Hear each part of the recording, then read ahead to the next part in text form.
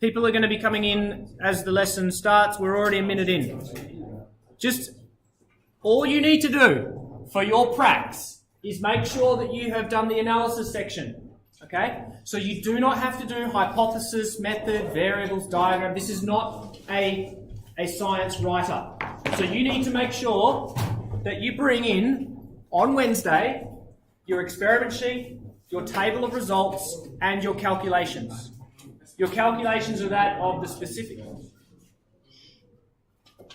heat capacity of the water, and you choose one metal. Now, most of these validations, you need your data to answer the questions that will appear in the validation component. So if you don't bring your data, you will not be able to answer the majority of the questions. And if you don't bring it, then tough, you get 0 for that section. The validation, again, if we look at the marking, we're really only looking at 10 marks. So I'll discuss with Ms. Owen and Mr. White whether we give you 10 minutes or 12 minutes, but whatever we choose needs to be consistent. Okay? I just spoke for about 2 minutes on the experiment that you need to bring. That's all that you need to bring on Wednesday. You don't have to do a write-up. There's no method, there's no hypothesis, there's no variables. Just complete those 3 things, bring those things. All right. Now, we're on to mixtures. Gentlemen, sit down. Thank you. I'm expecting that you're doing those Nelson questions as we discuss them. So we're up to, you can do 1.3. Just looking at where we're currently tracking. So, our test is next Tuesday. We don't have science on a Friday, which is great, but we lose next Monday due to the Borders weekend, which means after these classes, the next time I see you is going to be the test. What I may do, and what I'm probably going to do, is I will be present in this room from about 7:30 to 8:20 on Tuesday. Next Tuesday, the morning of the test. Is there anyone here that's unable to make that kind of time? Rowing? Rowing, rowing, rowing. Well, my apologies. Maybe I'll be present Friday at lunch. Next thing, let me just quickly check. Ooh, this might help you. I will also, it's period 6. Our test is period 6. Lucky for us, we have physics period 6 on the Tuesday. So, I'll also make myself available at lunchtime. Okay? Damn, my Tuesday just got really busy. I'll be here Tuesday morning from 7:30. I'll be here Tuesday at lunch from 12:45 to 1:20. What I'm expecting of you though, Matt, what I'm expecting of you though is over the long weekend, have a look at all the past tests, work through them, print them out, try and work them out. If you're unsure, look at the solutions. If you're still uncertain, then bring them in on that Monday's quick little revision session. So, back to how many lessons we have. We don't have many. We've got today, so I'm just looking here, week B. We've got today, Tuesday, Wednesday, Thursday. We've got 4 lessons. I'm going to be hitting mixtures hard. We might get a bit of revision on Friday. But let's get going. Through. Huh? Monday, Tuesday, Wednesday, Thursday then. You know what I mean. Thank you. Please get yourselves to this part of the book.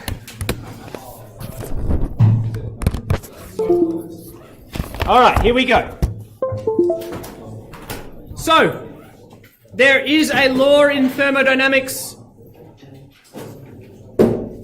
I believe it's the first law that states that heat will always flow from regions of high temperature to regions of low temperature due to a difference in their kinetic energies of their particles. This net flow or transfer of heat will continue to occur until the temperatures are the same, and we call that temperature thermal equilibrium. Okay, so on this table here, consider that we place a hot object into some cold water, and that's actually going to form our second experiment. We're going to be taking hot lumps of metal, placing them into cold masses of water. You can see I've drawn a little diagram here that's showing the heat flowing out.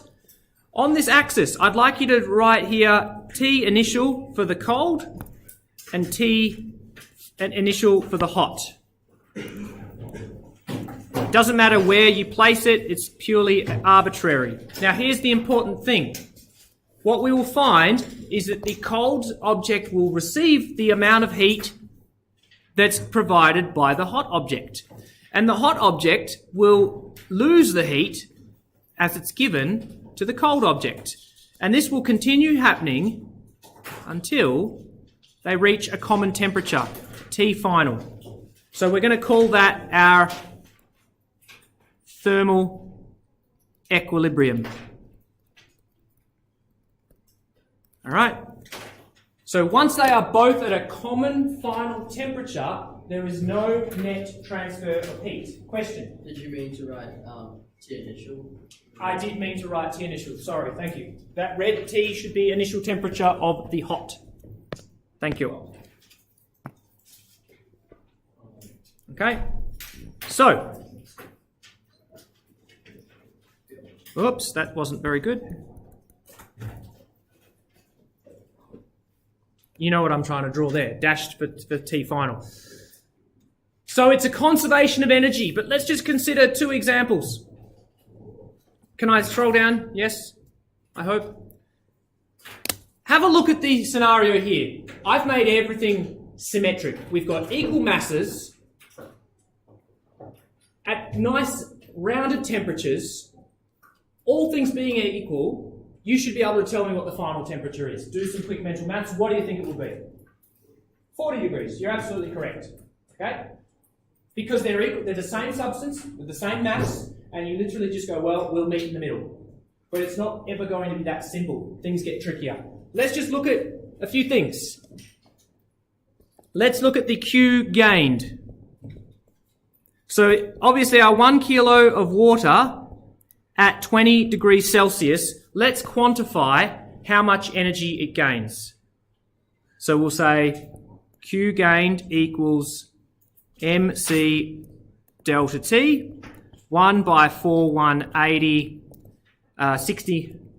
40 minus.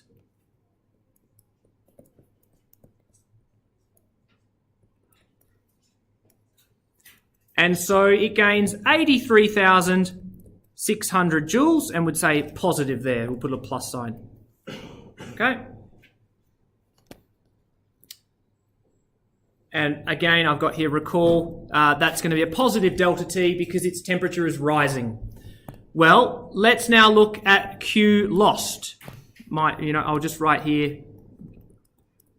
the G stands for gained, and the L stands for lost. What's up? Is the G and L like actual terminology? Yes, we'll write it. We'll write it a bit more throughout this booklet. Okay. What's the first word for H2O? 1 kilo. 1 kilo of water. I'm just using abbreviations. Q lost equals MC delta T.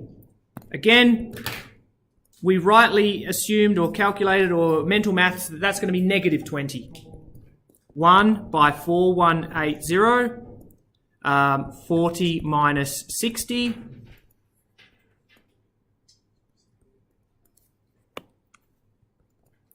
Equals 83,600 joules negative. But here's the thing. It's the same quantity. Come on. It's the same quantity of heat. So the hot object lost 83,600 because it gave it to the cold object, which gained the 83,600. Let me just try. It says it's trying to reconnect. It says it's trying. Here we go. Hopefully. I don't know. Okay. Please get to this stage and write as quickly as possible because we don't know when we're just going to get a blank screen. It's the same energy. Think of it like a financial transaction. If my bank account goes up by $20, it's because somebody else's bank account went down by $20. If you're transferring me cash, your net cash rate is negative $20, my cash rate is positive $20. But the amount of energy or money, it stays the same. It's just, is it flowing into my bank account or is it flowing out? Okay? All right. Oh, we're gone again. All right, let me just quickly disconnect. Oh, up.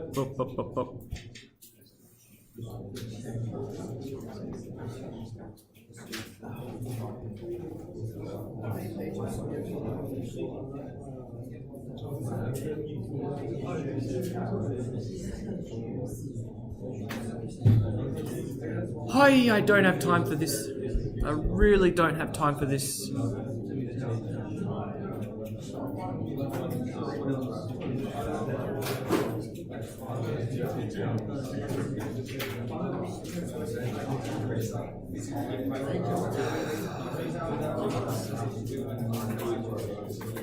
I really don't have time for this.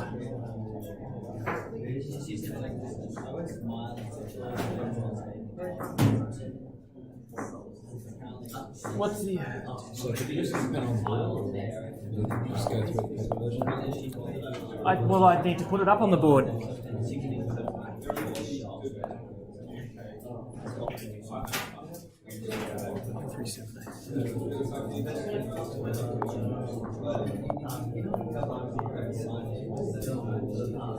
All right, we're back. Okay. So, here's the thing.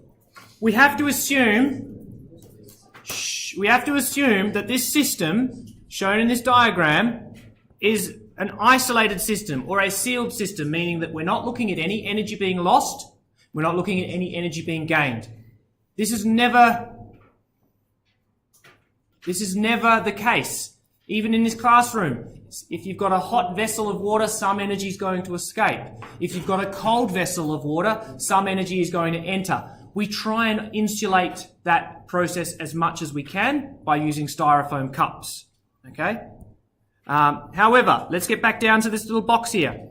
We're going to use the conservation of energy and state that Q gained plus Q lost equals 0. Or Q gained equals negative Q lost. I would rather we use this example, or else we're dealing with double negatives. I'll show you why underneath. So underneath we had a MC delta T, which was positive, plus MC delta T, which was negative, and they summed to 0. Okay? If we were to go over here, then we're going to have a double negative. So, and it makes things tricky when you're expanding out delta T. T final minus T initial. You've got to remember your signs. So some teachers teach it that way. I'd prefer that we ignore it. We're going to use that Q gain plus Q lost equals 0. And then there's going to be an unknown variable that for us to solve. So here's what we're going to do. You're going to highlight what is gaining the energy, what is losing the energy. If you have a red and a blue pen, I would suggest you get them now. So, we are gaining energy, our water. Our aluminium is at a hotter temperature. Okay? So let's set out our water stuff. The mass of the water is question mark. Our delta T for water is final minus initial, which is 30 minus 20 is plus 10. Then our aluminium is 0.5. From our data sheet, we take that its specific heat capacity is 900, and our delta T is 30 minus 70 is minus 40. Okay? So, I've arranged this booklet into three orders of difficulty. The easiest type of mixture question is when you're solving for an M or a specific heat. You're either solving for the mass of an unknown material, mass of a known material, or you're trying to figure out the specific heat of that material. It'll make sense as I write the next two steps because it only appears once in the equation and it's just simple rearranging. So, every equation is going to start Q gained plus Q lost equals 0. But now I want you to start writing those subscripts out because now we've got different M's, different C's, different delta T's. So I'm going to write, and I'm going to colour code it, M water, C water, delta T water, plus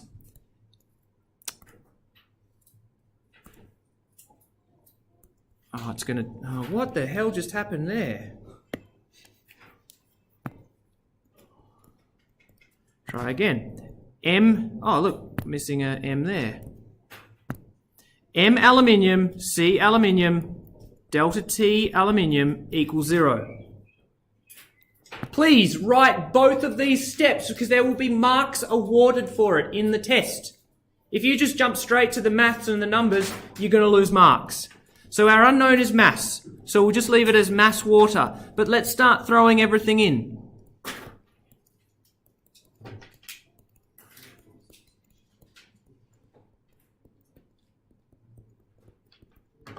Okay. You'll see there that our Q gain terms will always be positive. Our Q lost term will always be negative. We can throw that negative number over onto the right-hand side and we get the following statement. I'm going to do two steps at once. Here we go. This whole term goes to 41800M and I'm going to take that over there. Equals 18,000. Therefore, 4180 divided by 18,000. Now here's the thing. Really, sometimes these questions you'll be able to figure out what values you're expecting. Should it be greater than? Should it be less than? Should it be in between? Obviously our mass, we don't know. It could be any positive value. That's the thing though. Your mass has to be positive. If you get a negative, it means you've made an error somewhere. Okay? So again, we can expect a positive value, 0.431 kilograms. Okay? And, here's the thing. Yep, we're still 3 sig fig because that's going to be there, there's a 0.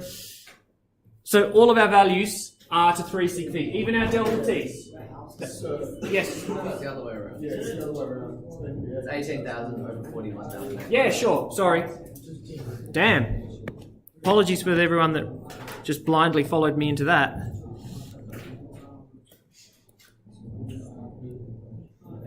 Sorry about that. Okay. So you need, half a litre of water, a big chunky lump of aluminium, dump it in. That's what would occur. Okay? Now for simple questions, again, one unknown, you throw the numbers on one side and then you divide through by the coefficient. So we had a coefficient of MW being multiplied by 41800, simply divide through. Okay? That is our easy level question. Let's now go on to an intermediate. So the medium level of question, can I scroll up, down?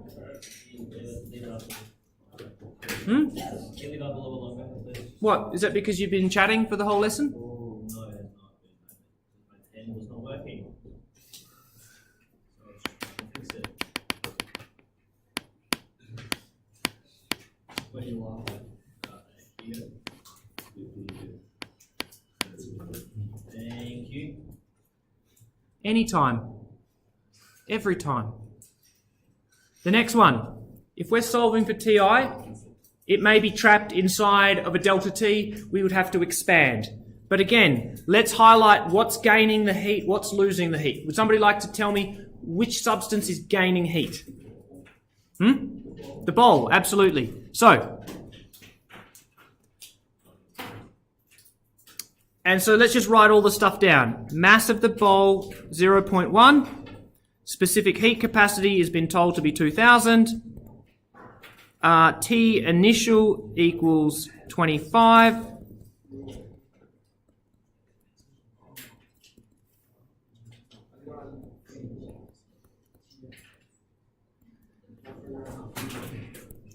That means that the soup being poured in is losing.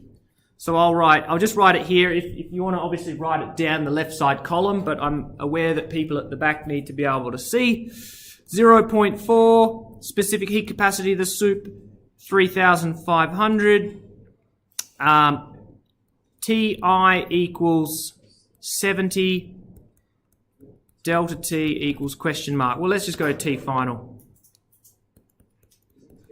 Oh, yep, you're right. Ti equals question mark. Final is 70. All right. So, Q gained plus Q lost equals 0. Throw everything in. I'll attempt to color code it for a bit. Mass bowl C bowl delta T bowl plus mass soup. Now here I'm going to mass soup C soup. I'm going to write T final minus T initial equals 0. We could just find delta T, but then at the end of it, we still have to figure out what T initial must be. So we can expand it from here. Let's plug all the values in. So we had a 0.1 kilo bowl with a specific heat capacity of 2,000. Our delta T was plus 45. 0.4 by 3500, 70 minus T initial equals 0. We are then going to expand out this term. You'll end up with two numerical terms, a TI term, and you simply have to solve for the TI. So, we're going to get, let me just quickly, I'll write one more step. 9,000 plus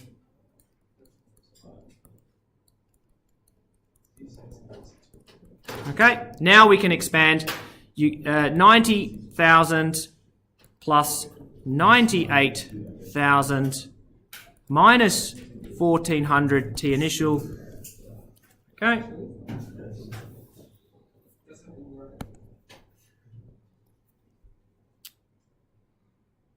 So it's just a lot of arithmetic. You just throw all the values out, put the known values in, and then you're rearranging to solve for your unknown. So on this side, we get 107,000 joules.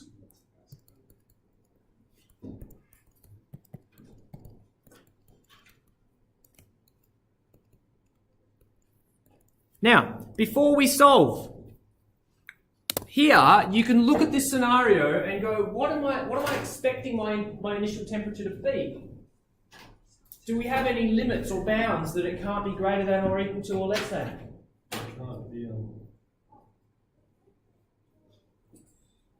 Well, if it's cooling down to 70 and the bowl's heating up to 70, it must have started above 70. Alright? So I'm expecting a value above 70.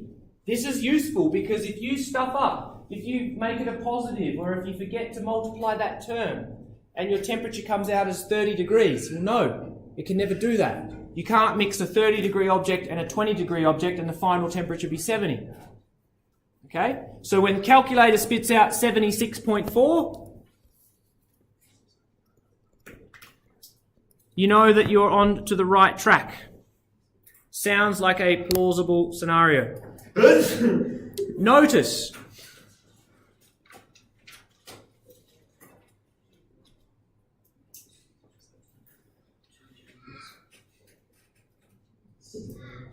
we done?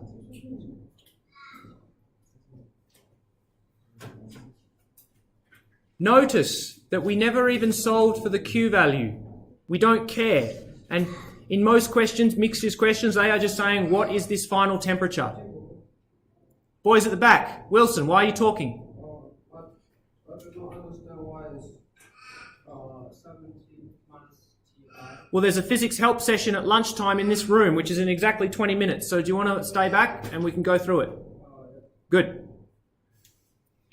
We don't care about the Q value.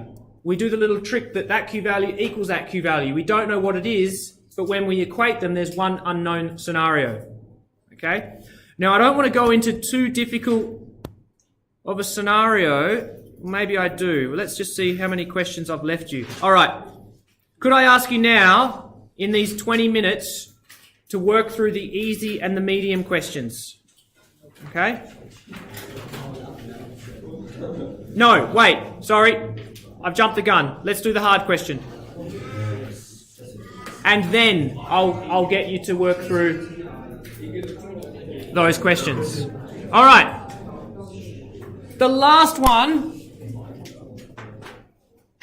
This is the hardest of the three types of questions because our T final is going to appear in both of our quantities. The Q gained has a T final and the Q lost has a T final. So you have two TF terms. You simply have to combine them together. Okay? So, what is gaining the heat?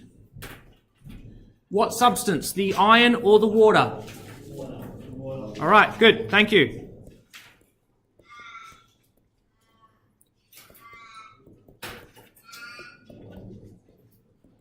What's the answer?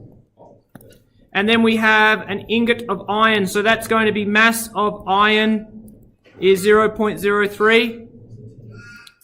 The specific heat capacity is 440. And our T initial was 100 degrees. Our T final is common to both values. Okay? Again, we make the statement Q gained plus Q lost equals 0. M water, C water, TF minus T initial plus M iron, C iron, TF minus T initial equals 0. Please be careful. We have two T initial terms here. So it may have been a good idea to maintain that subscript T initial water and T initial iron, but then you're starting to get a lot of subscripts. Okay, so just be careful how many subscripts you want to include. Now let's plug everything in as numbers. So 0.5, 4180, TF minus 25 plus 0.03, 440, TF minus 100 equals 0. We get, I'm going to just do this intermediate step, 2090, TF minus 25, 0.03, no, sorry, try again, those multiplied together gives 13.2, TF minus 100,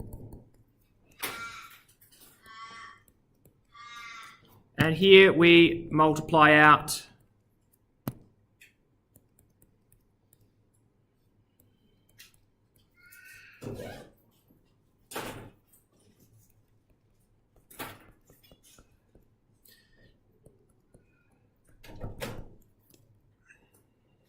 okay. For these kinds of calculation questions, I'm happy for you to just leave them all at 3 sig fig. We're not too concerned following the decimal place rules. For example, this step here, we have to express this to limit, 3 sig fig. So what we were given, 30 grams. Oh, okay, no, we're good, 3 sig fig. Adding and subtracting, right? This term and that term. Well, if you decide to keep the decimal, I'm okay with that. If you decide to use the rule that we express our addition to the limiting decimal place, that's also okay. Okay, so we're not too concerned here. But we combine our TF terms, we get 2103.2 TF. We throw our numerical terms over to the right-hand side, and we're going to get positive values 53,570.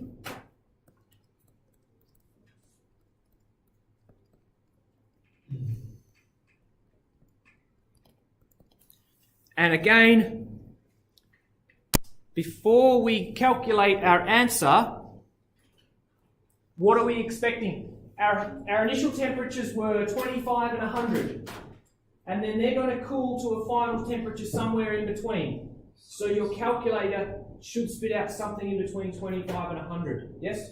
Because there's more water and water has a higher specific H value, it would be closer to 25. Absolutely. In fact, I'd like 25. sounds good. It is due to the fact that we've got a huge amount of water. Okay. Now, here's the thing. What we've done here,